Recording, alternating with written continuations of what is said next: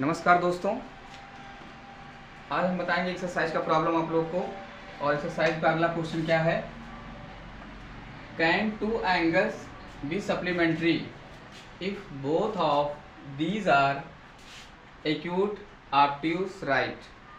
मतलब एक क्वेश्चन क्या पूछना चाहता है, कह रहा क्या दो ऐसे एंगल होंगे, वो मतलब दो एंगल कौन से होंगे जिनका योगफल क्या है, सप्लीमेंट्री। मतलब if two angles be supplementary, मतलब दो कोणों का योगफल क्या हो, सप्लीमेंट्री हो। क्या हो, supplementary. If both these are acute obtuse right, इन तीनों से क्या होना चाहिए, हमें तीनों चेक करना है। वो एक्यूट हो सकता है कि ऑब्ट्यूज हो सकता है कि राइट एंगल हो सकता है, हम चेक करके बताएंगे। तो हमने आप लोग को बताया था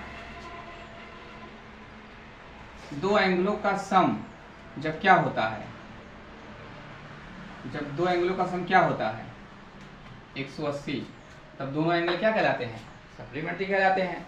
क्या कहलाते हैं, सप्लीमेंट्री कहलाते हैं। तो पहले में क्या है, एक्यूट की बात किया जा रहा है, एक्यूट की बात किया जा रहा है। तो एक्यूट वाले में अगर मान लो दो एंगल में लेते हैं, एक्यूट में क्या ले सकते हो, जो 90 से कम हो। एक्यूट में क्या होगा, तो इसमें जो एंगल की वैल्यू होगा, जो भी थीटा की वैल्यू भी होगा, जो भी 90 से कम होगा, या फाई की वैल्यू क्या होगा, 90 से कम होगा। तो 90 से कम अगर नियरेस्ट की बात करते हैं, क्या ले सकते हैं, 89 ले सकते हैं। क्या ले सकते हैं, 89 लेस देन 90। ये सब 89 क्या होगा आपका, एक्यूट एंगल हो जाएगा। लेकिन जब इनका सम निकालेंगे तो 89 का सम क्या 180 के इक्वल आएगा। इक्वेशन फर्स्ट यूज कर लो यहाँ से, फ्रॉम फर्स्ट 89 यूज करेंगे तो कितना आ जाएगा हमारा, 9 9 18 के 8 हासिल 1 8 8 16 16 और 1 17, कितना आ गया 178 है ना। देखो क्या 180 के इक्वल आया, ये नहीं आया, 180 के इक्वल नहीं आया। तो इसका मतलब ये हुआ दो एक्यूट एंगलों का सम सप्लीमेंट्री नहीं होगा। तो इसका आंसर क्या होगा, नो। इसका आंसर क्या होगा, नो। दो एक्यूट एंगलों का सम क्या होगा, 180 नहीं होगा। ये इसका आंसर हो गया, एक मतलब नो होगा। दूसरा चेक कर लेते हैं, ऑब्ट्यूज वाले में चेक कर लेते हैं। तो बच्चों ऑब्ट्यूज में क्या लेंगे, ऑब्ट्यूज एंगल की बात करेंगे। ऑब्ट्यूज एंगल मतलब अधिक कोण, एक्यूट मतलब न्यून कोण। तो ऑब्ट्यूज एंगल की अगर बात करेंगे तो ऑब्ट्यूज में क्या ले सकते हैं, ऑब्ट्यूज में क्या आएगा, 90 से ज्यादा। मतलब जो इसमें थीटा और फाई होगा वो 90 से क्या होगा, ग्रेटर देन होगा। थीटा जो फाई होगा 90 से क्या होगा, ग्रेटर देन होगा, ग्रेटर देन होगा। तो अगर ग्रेटर देन की बात करेंगे तो हम मान लेते हैं 90 से ग्रेटर देन क्या हो सकता है, 91। नियरेस्ट में अगर लेते हैं 91 ग्रेटर देन 90 और 91 ग्रेटर देन 90 ले लेते हैं नियरेस्ट में। फिर अगर दोनों का सम निकालते हैं, यहाँ फ्रॉम फर्स्ट बात करते हैं, इक्वेशन फर्स्ट का यूज करते हैं, क्या आएगा 9, यहाँ पे theta plus phi, theta plus phi equal to 180 है इक्वेशन फर्स्ट में। तो थीटा की वैल्यू क्या माने हैं, 91 है ऑब्ट्यूज के केस में, और प्लस ये भी 91 माना गया है। तो इनका सम क्या आ जाएगा बच्चों, 112 और 99 क्या 18, जो कि क्या 180 के इक्वल नहीं आ रहा है। मतलब जब हमने क्या लिया, एक्यूट एंगल लिया तो भी 180 के इक्वल नहीं आया, ऑब्ट्यूज लिया तो भी नहीं आया। तो इसका भी आंसर क्या होगा, नो। मतलब ऑब्ट्यूज एंगल का सम सप्लीमेंट्री नहीं होगा, ऑब्ट्यूज एंगल का। तो बच्चों यहाँ पे 182 नॉट इक्वल टू 180, इसका मतलब ऑब्ट्यूज एंगल का भी दो, जब हम लोग ऑब्ट्यूज एंगल लेंगे तो ऑब्ट्यूज एंगल का सम भी सप्लीमेंट्री नहीं होगा। दो ऑब्ट्यूज एंगल लेने पे उसका भी सम सप्लीमेंट्री नहीं आया, तो इसका भी क्या होगा, आंसर नो होगा। तो एक्यूट के केस में नो हुआ और ऑब्ट्यूज के केस में नो हुआ। मतलब दो एक्यूट एंगलों का सम क्या होगा, सप्लीमेंट्री नहीं होगा। दो ऑब्ट्यूज एंगलों का सम भी सप्लीमेंट्री नहीं होगा। अब चेक कर लेते हैं राइट एंगल का। कौन सा चेक करेंगे, राइट एंगल का। तीसरा part right angle, right angle वाला चेक करेंगे। तो राइट एंगल केस में क्या होगा बच्चों, इसमें राइट एंगल में क्या होगा, थीटा की वैल्यू भी 90 लेंगे और फाई की वैल्यू भी 90 लेंगे, दोनों का 90 ले सकते हैं। राइट एंगल का मतलब क्या, समकोण। तो समकोण ले लेंगे हम लोग, क्या ले लेंगे, समकोण। तो फ्रॉम इक्वेशन फर्स्ट से क्या मिलेगा, theta plus phi equal to क्या बच्चों, 90 डिग्री है। तो थीटा की वैल्यू क्या 90 प्लस फाई की वैल्यू क्या 90, सॉरी यहाँ पे फॉर्म फर्स्ट से 180 डिग्री है, 180 तो 90 प्लस 90 इक्वल टू क्या हो जाएगा 180, और 90 का सम क्या आएगा 180 आएगा। आपकी बार देखो 180 के इक्वल आ गया है। मतलब जब हमने दो समकोण हम लिया गया तो दो समकोण कोणों का योगफल कितना आ रहा है 180 आ जा रहा है। तो इसका मतलब तीसरा वाला पार्ट क्या होगा यस होगा, अर्थात दो राइट एंगलों का सम क्या होगा 180 होगा। मतलब tan 2 तो क्या हो सकता है राइट एंगल का two right angles be supplementary if both these are, क्या हो सकते हैं राइट होंगे। मतलब जब दोनों कोण क्या होगा राइट एंगल होगा तब उनका सम क्या होगा सप्लीमेंट्री होगा। तो तीसरा कंडीशन क्या होगा सही होगा। यस, तीसरा वाला पार्ट क्या हो जाएगा सही हो जाएगा। तीसरा वाला आंसर आपका क्या होगा राइट होगा, क्योंकि दो समकोणों का योगफल क्या होगा 180 होगा, इसलिए क्या होगा वो कौन सा होगा वो राइट एंगल होगा। दो राइट एंगलों का सम क्या होगा सप्लीमेंट्री होगा। तो आपका ये क्या होगा सही होगा।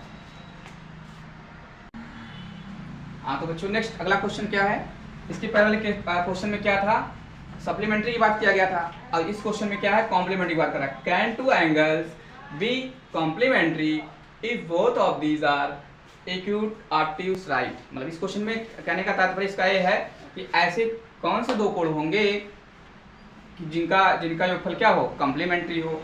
तो एक्यूट एंगल हो सकते हैं कि ऑब्ट्यूज एंगल हो सकता है कि राइट एंगल हो सकता है। एक्यूट का मतलब न्यून कोण, ऑब्ट्यूज का मतलब अधिक कोण, और राइट एंगल का मतलब समकोण। तो इसको चेक कर लेते हैं हम। तो हम जानते हैं कॉम्प्लीमेंट्री अगर सॉल्यूशन में अगर सॉल्यूशन कैसे इसको लगाएंगे, हम जानते हैं कि दो कोणों का योगफल कॉम्प्लीमेंट्री कब होता है जब दोनों कोणों का योगफल क्या हो 90 डिग्री हो। जब both angle can be complementary if sum of these angle is equal to 90। We can write theta plus phi equal to 90 degree. मान लीजिए क्वेश्चन फर्स्ट, हम पहले केस की बात करेंगे। अगर एक्यूट एंगल की बात करते हैं यदि, तो क्या एक्यूट एंगल में ऐसे एंगल हैं जिनका सम 90 आ सकता है? यस हो सकता है। क्या होगा थीटा इक्वल टू क्या मान लिया जाए 45, और फाई इक्वल टू क्या मान लिया जाए 45। क्यों? क्योंकि जो थीटा होगा वो 90 से कम होगा, फाई भी क्या होगा 90 से कम होगा, क्योंकि एक्यूट एंगल की बात किया जा रहा है। ले लिया गया। Now from first equation first से क्या हो जाएगा बच्चों, थीटा प्लस फाई की वैल्यू हमें क्या अगर 90 आ जाएगा तो हम सही कह सकते हैं कि both acute angle are complementary. तो थीटा की वैल्यू भी क्या है 45 है, फाई की वैल्यू क्या है 45 है, 90 तो 45 क्या हो जाएगा 90 आ जाएगा। देखो बच्चों ये इक्वल आ गया ना, तो इसका मतलब कह सकते हैं कॉम्प्लीमेंट्री केस में दो एक्यूट एंगलों का सम कॉम्प्लीमेंट्री होगा। तो इसका आंसर क्या हो जाएगा यस। तो पहला वाला क्या होगा सही होगा। यस, एक्यूट एंगल का केस पहला वाला पार्ट क्या होगा सही होगा, ये आंसर हो जाएगा आपका। ऑब्ट्यूज वाले में क्या होगा, तो ऑब्ट्यूज वाले में जब क्या होगा 90 से ज्यादा होगा, तो ऐसा कोई ऑब्ट्यूज वाला नहीं होगा। दूसरा पार्ट क्या ऑब्ट्यूज की बात किया जा रहा है, ऑब्ट्यूज वाले में ऐसा कोई नहीं होगा बच्चों कि दो ऑब्ट्यूज एंगलों का सम क्या हो 90 आए। तो इसका भी आंसर क्या हो जाएगा ऑब्ट्यूज के केस में नो नहीं होगा। और तीसरा पार्ट राइट एंगल के केस में भी नहीं होगा, क्योंकि राइट एंगल का सम करोगे क्या होगा 90 से ज्यादा जाएगा, तो इसके केस में भी क्या होगा नहीं होगा। तो कॉम्प्लीमेंट्री के केस में क्या होगा दो एक्यूट एंगलों का सम कॉम्प्लीमेंट्री हो जाएगा, और वो एंगल क्या होगा 45 होगा। वो एंगल क्या होगा 45 होगा। क्या होगा एंगल 45 होगा। तो अगला क्वेश्चन बच्चों होगा जो आपका पहले लाइन है और दो पहले लाइन है। आपको दो पहले लाइन दिया जा रहा है और पहले लाइन जिसे हम लोग दैनिक जीवन में यूज करते हैं बच्चों ना, रेलवे की पटरी होता है। रेलवे पटरी क्या होती है समांतर होती है ना। जब बच्चों ट्रेन से यात्रा करते हैं तो जो रेलवे की पटरी होती है वो क्या होती है समांतर होती है। रेल की पटरी कभी जाके मिलती है, जो समांतर रेखाएं होती है कभी आपस में जाके नहीं मिलती। तो ऐसे रेलवे पटरी भी देखो समांतर जाता है बच्चों ना ट्रेन, कभी जो उसकी पटरी जाके कहीं मिलती है नहीं मिलती, वो समांतर ही रहती है। तो जो दो रेखाएं जो समांतर होती हैं वो कभी आपस में नहीं मिलती हैं। जो दो रेखाएं समांतर होंगी आपस में कभी नहीं मिलेंगी। और एक यहाँ पे एक त्रिक रेखा का काम कर रहा है जिसको ट्रांसवर्सल लाइन कहते हैं। ये क्या कौन सी लाइन है ट्रांसवर्सल लाइन है। ठीक, अब इसमें बहुत सारे एंगल बनते हैं।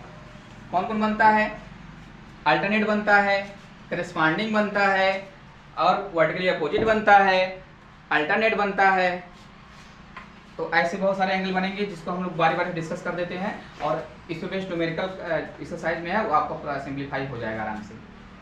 तो जैसे हम बात करते हैं वर्टिकली अपोजिट की बात करते हैं, तो इसमें वर्टिकली अपोजिट की अलग से हम लोग आपको बता के दिखा दे रहे हैं। जैसे पहला केस बात किया जाए वर्टिकली अपोजिट का, vertically opposite angle, vertically opposite. तो बच्चों वर्टिकली अपोजिट क्या होगा, जैसे दो पहले लाइन में हमारे पास है, मान लीजिए, ध्यान से देखना वर्टिकली अपोजिट, देख लो, मान लीजिए यल रेखा है, यम है, ये क्या है, यन है। ये एंगल 1 है, इसी के सामने का कोण क्या कहलाएगा बच्चों, वर्टिकली अपोजिट कहलाएगा। ये भी एंगल 1 है, आमने सामने को क्या कहेंगे, वर्टिकली अपोजिट कहलाएंगे।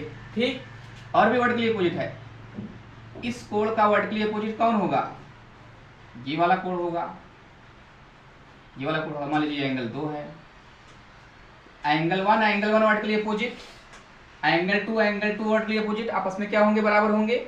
आ रही बात समझ में, इधर आ जाइए, यहां भी देखो बच्चों वर्टिकली अपोजिट बन रहा है। ये वाला कोण मान लो 3 है, इस कोण के 3 के क्या होगा, बराबर हो जाएगा, हो जाएगा। ये वाला एंगल इस कोण के बराबर हो जाएगा, मान लो 4 है, क्या है, 4। तो आमने सामने को कोण क्या कहलाएंगे, वर्टिकली अपोजिट। तो ये वर्टिकली अपोजिट का प्रॉब्लम हो गया। ठीक, अगला, तो ऐसे एंगल जो आमने सामने होंगे वर्टिकली अपोजिट कहलाएंगे।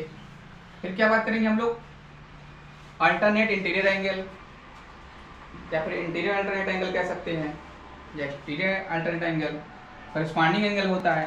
तो चलो पहले अल्टरनेट बता देते हैं ना। अल्टरनेट एंगल क्या हो जाएगा, इंटीरियर